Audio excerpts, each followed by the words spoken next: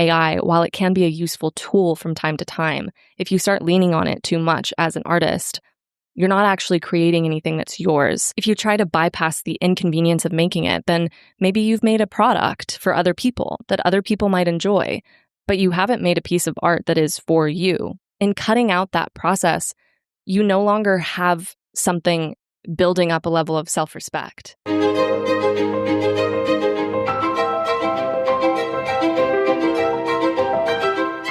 Hello. Welcome to Wild Geese.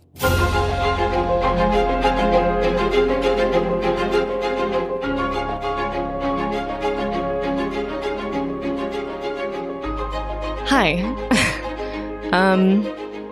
There's a few more of you here now, and I don't want to stay on this topic for too long because I know that I started the last episode saying something similar, but thank you so much. The comments the last couple of days, the comments and the DMs that I have gotten have made me cry multiple times in a good way, and I want you to know that if you are a person that goes out of your way to leave kind comments, to tell people what their work means to you, to congratulate them and to cheer them on as they grow, even if they're strangers, you are an incredibly cool person.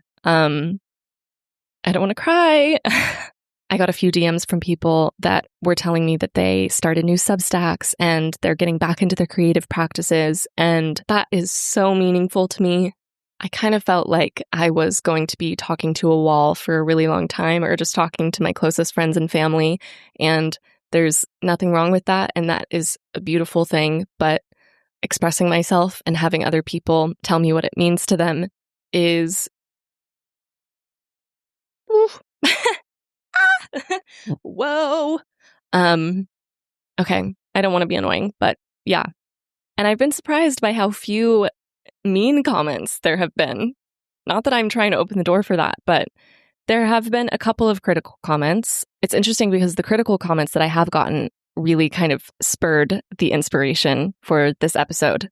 I want to talk today about how an addiction to convenience is killing our creative impulses. Hi, this is Future Anna here. I'm doing some editing, and I just want to call out that if you are watching this over video, you might be a little bit jolted from one shot to the next because I am recording this over multiple days. I have had some technical issues, and also just like my creative process is pretty inconvenient.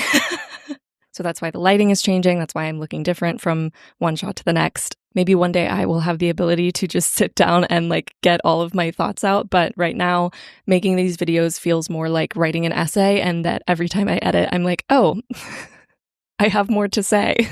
So that's me popping in. I realize that that might be jolting for you as an audience, but I'd rather like get my thoughts out there than get stuck in the perfectionism of making it look all cohesive. So anyway, let's get back into it.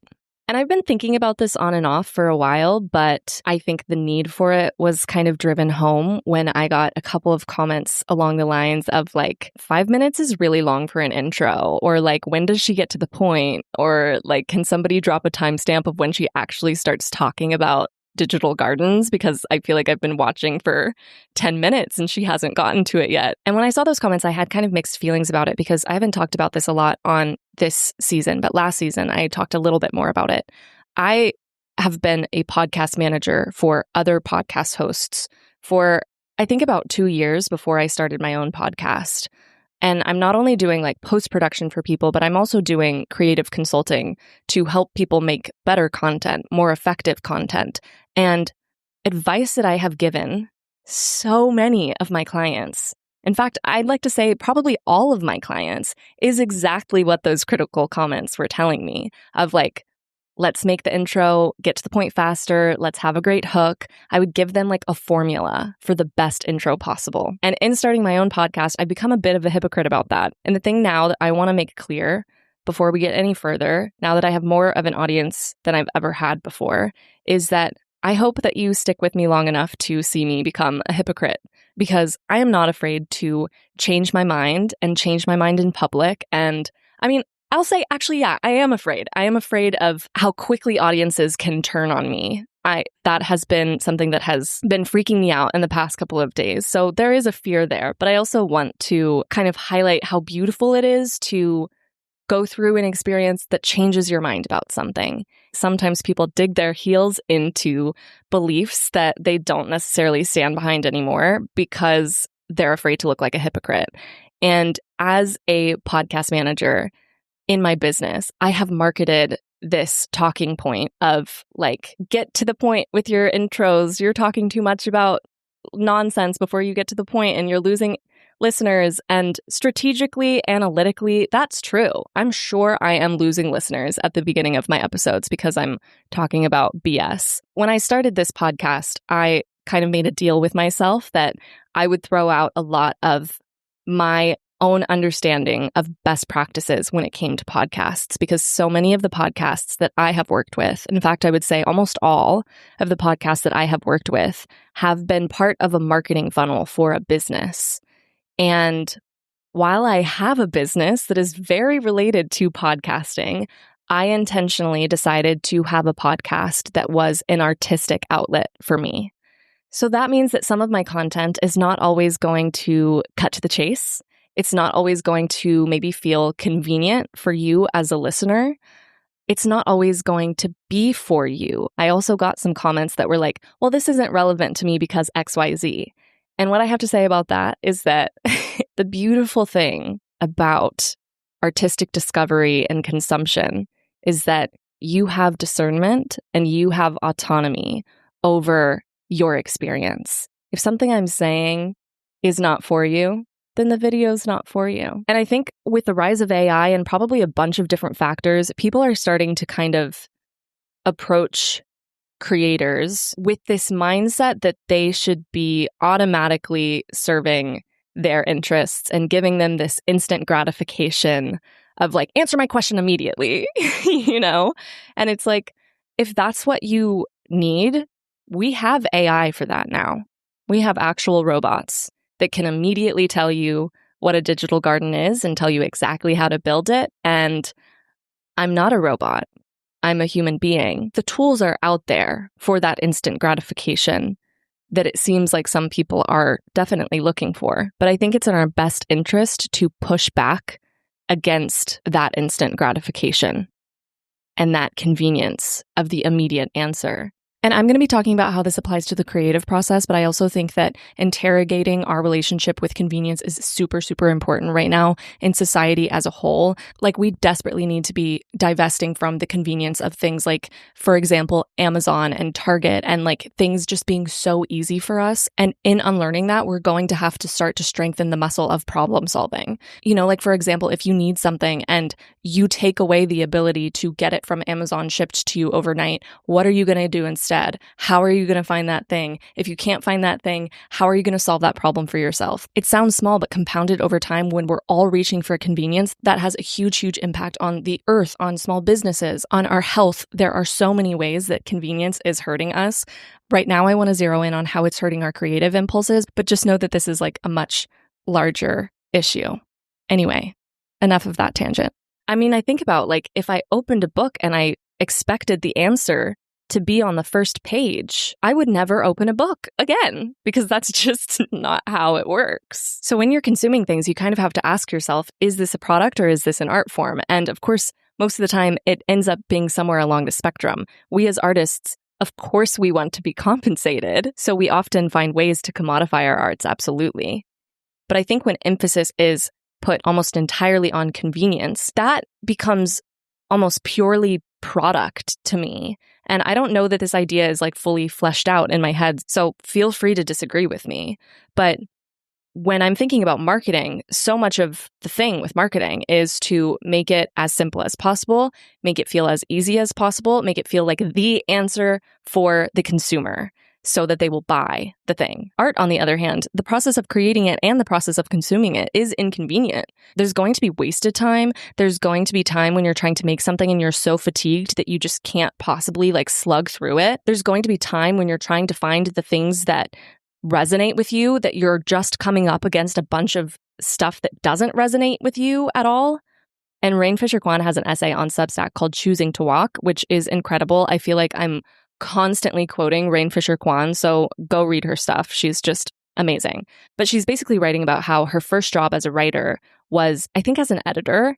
And she spent a lot of time writing fluff pieces that really didn't mean anything to her. And it was really, really hard for her. She would procrastinate them. She would take days and days to write things that were just a couple paragraphs long because she just couldn't get herself there.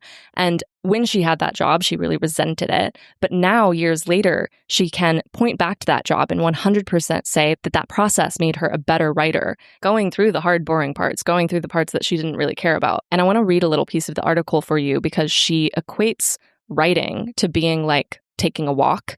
And I think that this can apply to so many different types of creation.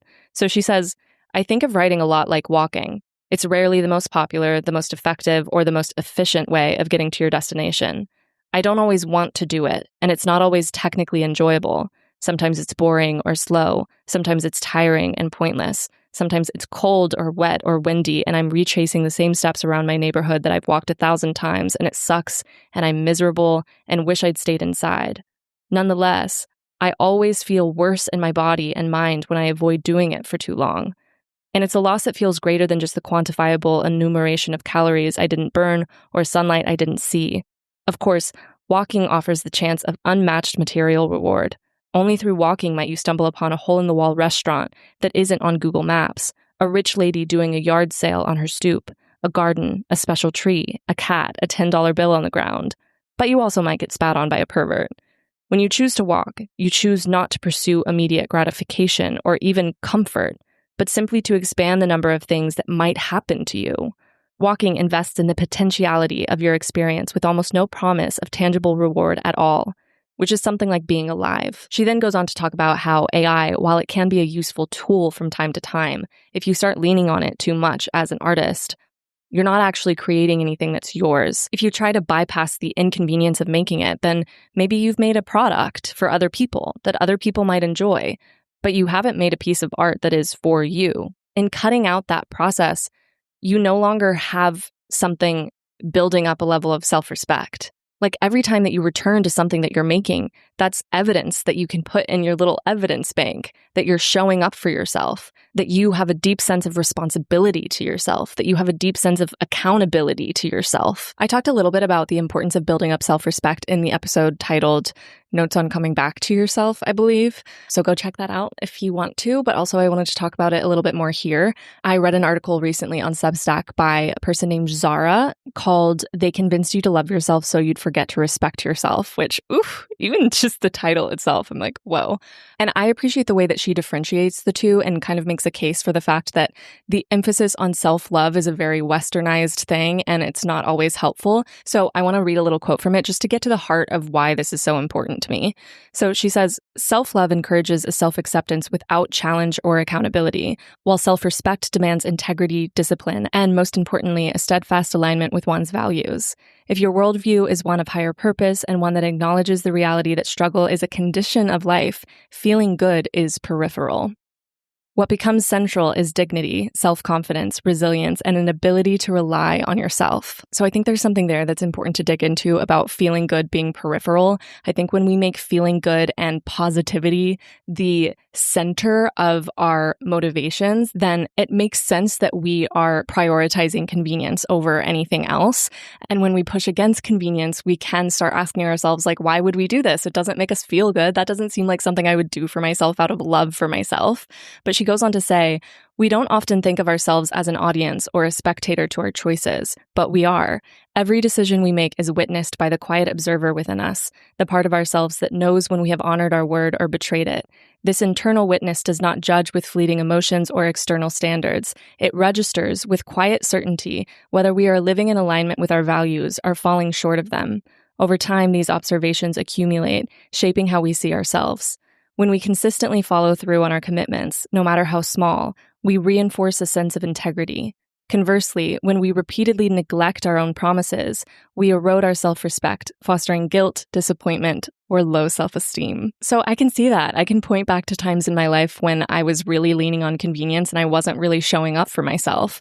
I mean, even now, even in my day-to-day, I do that in small ways every single day. And don't get me wrong, I do understand that there is a time element here. There's a privilege conversation here that needs to be had. I mean, even right now, I am running a business. I'm working a side hustle. I am doing this for fun, and I am trying to maintain my relationships with the people in my life.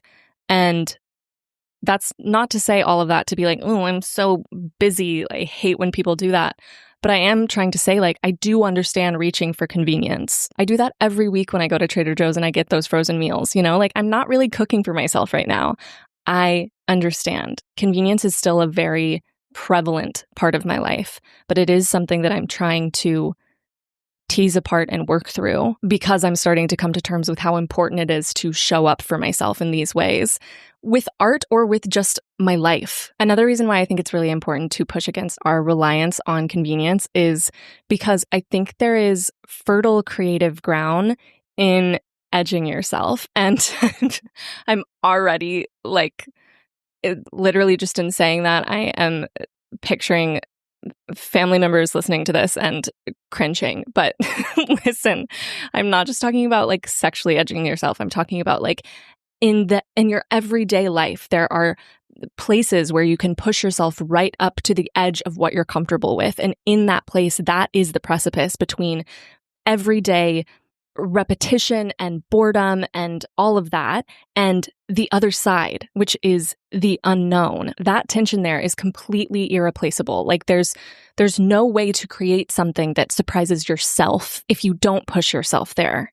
And you can't push yourself there if you are leaning too heavily on convenience. And I will expand on that more in a different episode. The episode that I was thinking of doing this week before I looked at these comments and thought maybe we should go down this route instead, is how sexual energy and creative energy are kind of one and the same. So I will go deeper into that at some point, but I thought that was pretty relevant to the conversation about convenience and why we need to really question our reliance on convenience right now. But in consumption as well, there is something to be said for pushing yourself to the edge of what you can tolerate. Now, that doesn't mean that you should go into consuming everything with this idea that you have to see it all the way through, or else you've failed at being a good consumer or something. But I do think of certain books and movies and TV shows that I didn't necessarily like the first time that I watched them. I think of Succession, how I watched the first episode of Succession and I blew it off for a couple of years. And then suddenly so many people around me that I loved and that I trusted their taste and opinions were telling me I need to come back around to it. I need to try it again. And I got through the entire first season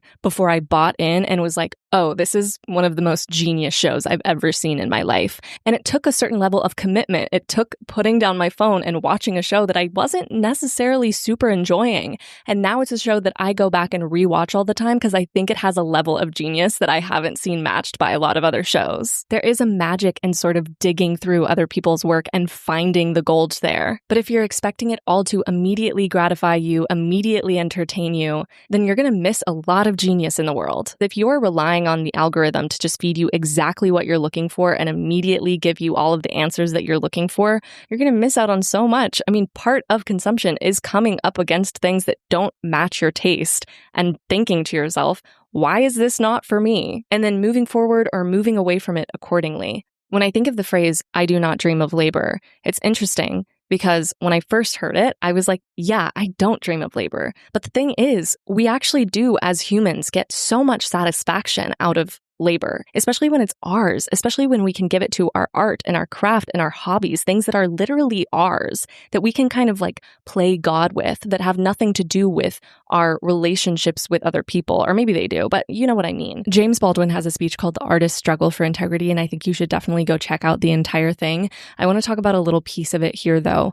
When we think about the struggling artist, I don't want to subscribe to the idea that in order to be a good artist, I need to struggle constantly for it. But I do think that struggle is something that will come up. And the way that he talks about it is just so juicy. And there's literally no way I could say this better than James Baldwin. So I'm just going to read this piece of the speech to you. He says, everybody's hurt. What is important, what corrals you, what bullwhips you, what drives you, torments you, is that you must find some way of using this to connect with everyone else alive. This is all you have to do it with. You must understand that your pain is trivial, except insofar as you can use it to connect with other people's pain. And insofar as you can do that with your pain, you can be released from it. And then, hopefully, it works the other way around too. Insofar as I can tell you what it is to suffer, perhaps I can help you to suffer less. When I was very young, and I am sure this is true of everybody here, I assumed that no one had ever been born who was only 5 feet 6 inches tall, or been born poor, or been born ugly, or masturbated, or done all of those things which were my private property when I was 15. No one had ever suffered the way I suffered. Then you discover, and I discovered this through Dostoevsky, that it is common. Everybody did it. Not only did everybody do it, everybody's doing it, and all the time. It's a fantastic and terrifying liberation. The reason it is terrifying is because it makes you once and for all responsible to no one but yourself, not to God, the Father, not to Satan, not to anybody, just you. If you think it's right, then you've got to do it. If you think it's wrong, then you mustn't do it. And not only do we all know how difficult it is, given what we are, to tell the difference between right and wrong, but the whole nature of life is so terrible that somebody's right is always somebody else's wrong. And these are the terrible choices one has always got to make. So not only is your art a connection tool with other people, but it's also kind of like the ultimate playground to set up your values and move through them. Anyway, all that to say, when I say that your creative practice is a place where you can kind of play God, I mean like in your solitary practices, you have complete control over the finest details, right? Non-acceptable places to play God are like in relationships. Like you can't control other people and you can't try to control other people. But what I think I'm trying to get at is that I think when people say like, I do not dream of labor, it's the fact that we do not dream of labor that we don't have dominion over, but we actually do have, is dominion the right word? Anyway, you know what I mean. But we actually do have sort of an innate pull towards obligation and work and labor. So this is something that I've kind of changed my mind on over the years of like, I used to be like, I don't dream of labor at all. And now it's like, I dream of labor that is mine. I hope that makes sense. I've been through periods of my life where, because I've started to think I don't dream of labor in sort of a maladaptive way, I guess, I've leaned heavily on like pleasure and hedonism. And the thing is, in the moment, those things feel great. Those things are awesome, but they don't give you something that is ultimately yours. So the pursuit of anything worthwhile is going to require work. And this includes the process of consumption. There's a creator on TikTok named Ru Yi, who I am absolutely obsessed with. And she made a video a while ago about doing a self-guided study in an effort to create an archive of your own. And she lays out a framework for the day that sounds just so fun. I haven't had the chance to do this yet, and I absolutely want to. I'm going to try to do it in the next week or two. But basically, she's like, set aside a day, go to the library, go to whatever section interests you. For her, she was saying it was art, and pick up anything that interests you for longer than 3 seconds. She says to shoot between like 5 to 8 books.